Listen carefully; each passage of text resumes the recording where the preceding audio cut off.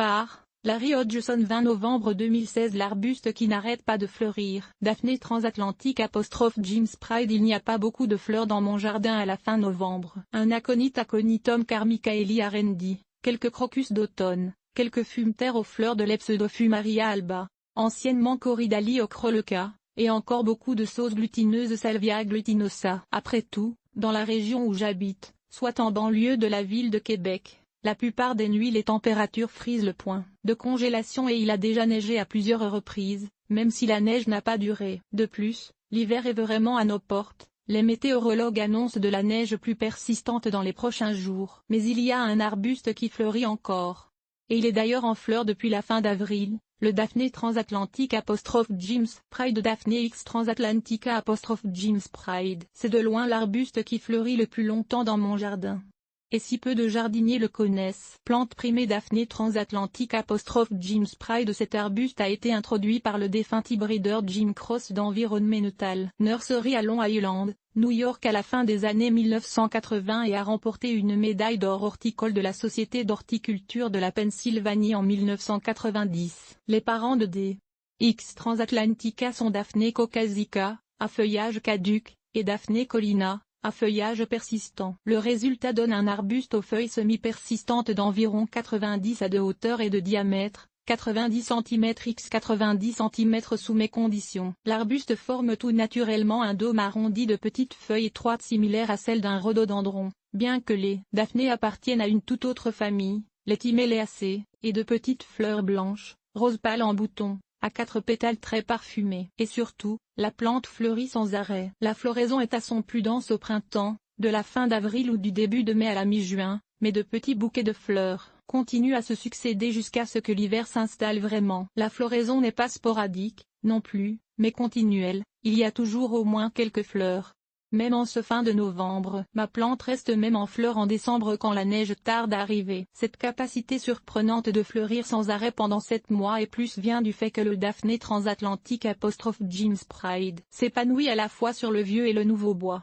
Mais aussi parce qu'il produit constamment des boutons floraux. Même en novembre, il ne sait tout simplement pas quand s'arrêter. Une rusticité douteuse. Je dois admettre toutefois que cet arbuste ne devrait pas théoriquement être capable de survivre dans ma région. On lui accorde la zone de rusticité USDA 5, l'équivalent de la zone 6 au Canada, alors que je réside dans la zone canadienne 4, 2, zone plus froide que ce qu'il est réputé pouvoir tolérer. D'ailleurs, ma plante a subi des dommages hivernaux en 2012, perdant plusieurs branches et je pensais même la perdre, mais a rapidement repris sa forme. Daphné James Pride en mai, la floraison est plus diffuse par la suite. Je suis certain que l'abondante couche de neige dans ma région est en partie responsable de son succès, mais aussi, mon Daphné transatlantique James Pride est planté dans un emplacement mi-ombragé et bien entouré d'autres végétaux, donc il n'est pas exposé au vent. Et Dame Nature applique également un paillis abondant et gratuit de feuilles mortes chaque automne pour protéger ses racines en attendant que la neige arrive. Comme c'est un arbuste à feuillage semi-persistant,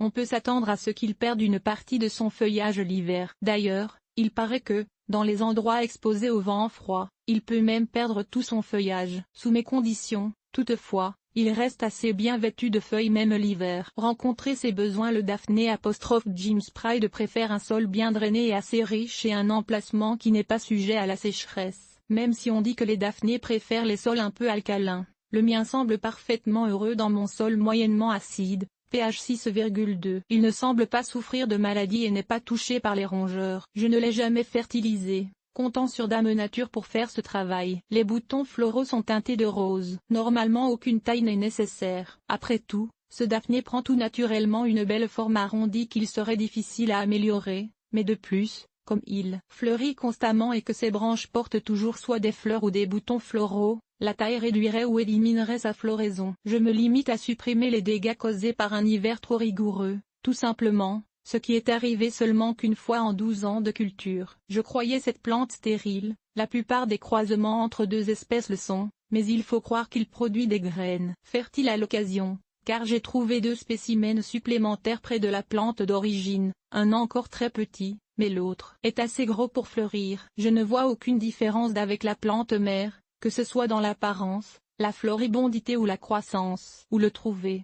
C'est là où le bas blesse. Cet arbuste est très souvent disponible sur la côte ouest canadienne, mais nullement dans le centre-ouest. J'ai toutefois vérifié auprès de la pépinière Phoenix Perennial en Colombie-Britannique et même si le Daphné ' James Pride ne figure pas dans sa liste de plantes actuelles, elle offre bien cette plante et vous pouvez la commander par la poste. Contactez Phoenix Perennial pour plus de renseignements. Daphné X Transatlantica Blafra Eternal Fragrance est plus facile à trouver. Ou essayez des X Transatlantica Blafra Eternal Fragrance, un cultivar plus récent et actuellement vendu par plusieurs pépinières, y compris Monrovia, un grossiste américain qui distribue au Québec. Il semble presque identique à ' James Pride, bien qu'un peu plus courte, 60 A, et est offert par Fraser Stumble Farms et Phoenix Perennial. Je sais que ce cultivar est cultivé avec succès au Jardin botanique de Montréal. Une autre variété à rechercher est des X Transatlantica Bla Pink Pink Fragrance, à fleurs roses, et il existe quelques cultivars de D. X Transatlantica au feuillage panaché. Tous fleurissent pendant une très longue période, du printemps à la fin de l'automne. Les lecteurs européens trouveront les divers Daphné transatlantiques beaucoup plus facilement en pépinière que les lecteurs québécois. D'ailleurs, D.